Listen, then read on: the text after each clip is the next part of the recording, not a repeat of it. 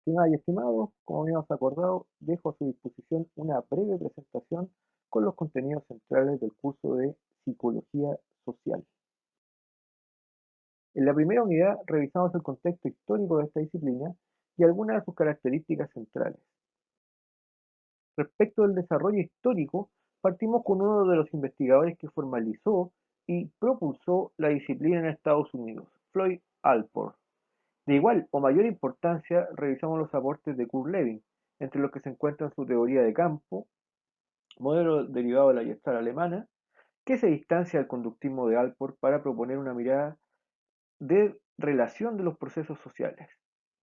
Ya en la década de los 60 y 70, el momento en que entra en crisis la disciplina, emergen autores como Moscovici, con su teoría de las representaciones sociales, en donde acuña la perspectiva psicosocial, que propone la relación sujeto, sujeto social y sociedad, a través de la comunicación, planteando un paradigma dinámico que trasciende la psicología social enfocada solo en el individuo.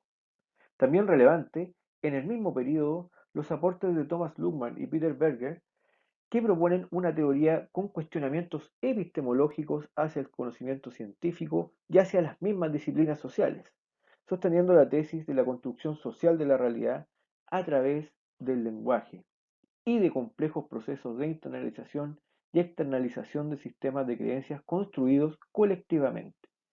Finalmente, dentro del marco histórico, revisamos los aportes de Ignacio Martín Baró, quien realiza serias críticas al fundamento positivista y generalizador de la psicología social americana, que no explicaba los fenómenos sociales ajenos a esa cultura, postulando la necesidad de investigar las dinámicas sociales en los contextos específicos en los que ocurre, integrando además conceptualizaciones que den cuenta de los significados compartidos que aparecen en las relaciones sociales.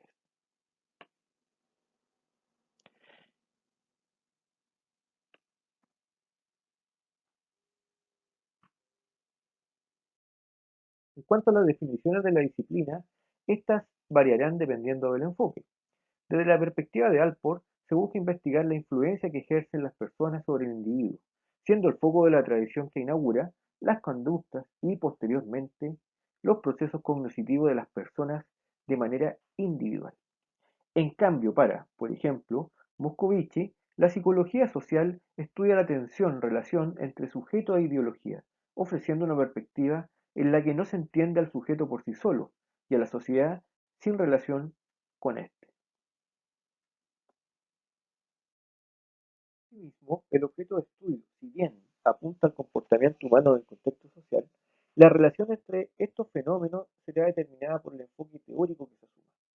En este sentido, para los enfoques conductuales o cognitivo-conductuales hay una relación lineal entre influencia social y respuestas del individuo, mientras que para los enfoques postestructuralista y postmoderno, la relación es de codeterminación, apelando a distintas formas de influencia mutua entre sujeto y su medio social. Al definir de distintas maneras el objeto de la disciplina, naturalmente también habrá formas de investigar diferentes. Así es que, desde las perspectivas más proclives al método científico heredero del neopositivismo, se tenderá a privilegiar procedimientos cuantitativos que permitan la generalización de los hallazgos. En cambio, desde las perspectivas cercanas al modelo socioconstruccionista, se decidirá generalmente por métodos más cualitativos que permitan obtener información sobre significados y definiciones de los sujetos desde sus contextos particulares. Día 2, revisamos diversos procesos cognitivos asociados al individuo en el marco del contexto social. La percepción social, proceso a través del cual se busca conocer y comprender la conducta de otras personas. Esta inicia principalmente por las distinciones que hacemos de la comunicación no verbal que realizan las otras personas. Los gestos, posturas, conductas amplias o discretas, al llamar nuestra atención, inicia un proceso cognitivo casi automático, que nos lleva, por una parte, a buscar explicaciones sobre estas conductas, las llamadas atribuciones, y, por otro lado, al articular otras fuentes de información y emitir juicios unificados sobre las personas, estamos hablando del proceso que correspondería a la formación de impresiones. Los fenómenos relevantes desde la perspectiva de la psicología social americana se constituyen primero en el concepto de cognición social, que se refiere a la manera en la cual interpretamos, analizamos, recordamos y empleamos la información sobre el mundo social. Son marcos cognitivos que nos ayudan a organizar nuestras percepciones y nuestras acciones afines. También derivados, ¿cierto?, de estos procesos cognitivos están las actitudes, que son evaluaciones de varios aspectos del mundo social que implican una valoración positiva o negativa hacia otros y una predisposición afín a esta calificación. Dentro de las actitudes, uno de los elementos más relevantes son los prejuicios, que son actitudes negativas hacia miembros de grupos sociales particulares.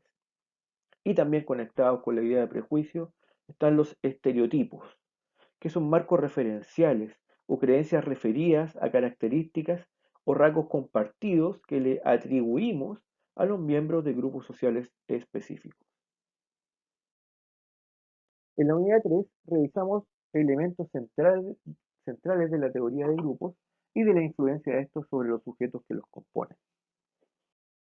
Naturalmente existen varias teorías al respecto, pero nos centramos en la perspectiva interaccionista o interaccional derivada de la teoría de campo y de la Gestalt, en donde el sujeto y el grupo se relacionan de manera en la que se influencian recíprocamente, siendo el grupo una organización que, si bien incluye a los sujetos, no es consecuencia de la suma de las propiedades de estos, sino que genera su propia identidad.